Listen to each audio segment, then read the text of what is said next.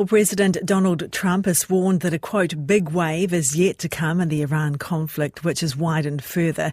Israel has attacked Lebanon in response to a Hezbollah rocket attack.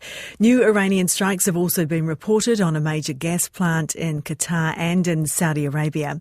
Speaking in the last hour, US President Donald Trump addressed confusion over the status of Iran's nuclear capability. Following our obliteration of Iran's nuclear program in Operation Midnight Hammer, we warned Iran not to make any attempt to rebuild at a different location because they were unable to use the ones that we so powerfully blew up.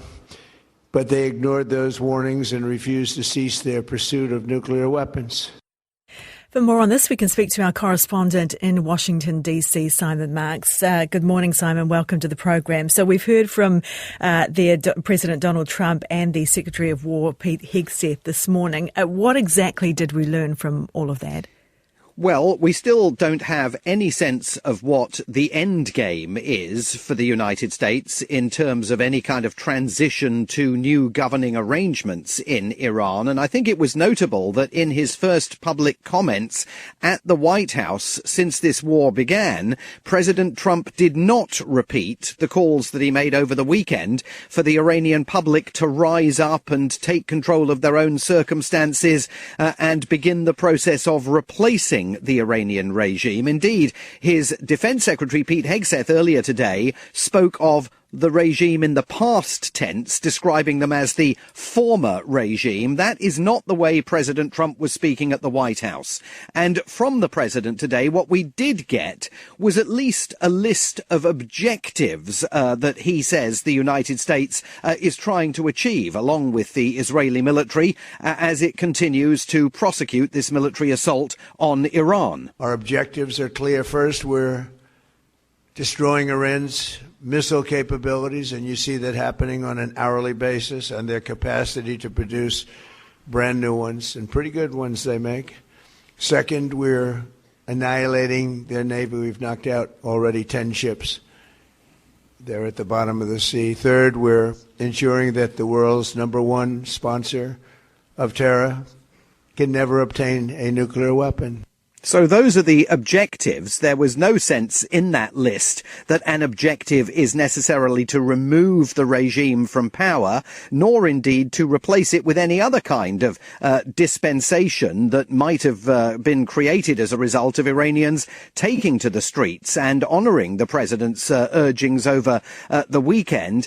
As for how long American troops are likely to be in the theatre and at risk, the president said that things were moving along faster than he and his military planners had anticipated. He said we are ahead of schedule, but he also said that when the military action was first planned, they thought that it might run at least 4 or 5 weeks. He insisted that he's not going to get bored of this, despite some suggestions from cynics and critics that that might happen. And he said that we're going to go for as long as it takes to achieve those objectives. But again, massive questions about what the game plan is for the day after this conflict in Iran, and no answers coming from the White House.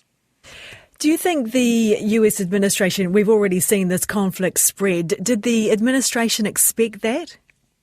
Well, there's no question that in their military planning, there were a whole variety of different projections that were made, and some of them suggested that there was the real possibility of contagion and this spreading. And indeed, the president will know that because earlier in the year, his allies in the region, the Qataris, the Emiratis, the Bahrainis, the Omanis, all urged him not to engage in a military assault on Iran because they predicted correctly that Iran would lash out at them and other countries in the region. But he absolutely projected himself as being fully determined to see this mission through until the end. And I think it is worth taking a listen to the language that his Secretary of War, as he likes to call himself, Pete Hegseth, used today. Again, very long on kind of made-for-TV sound bites,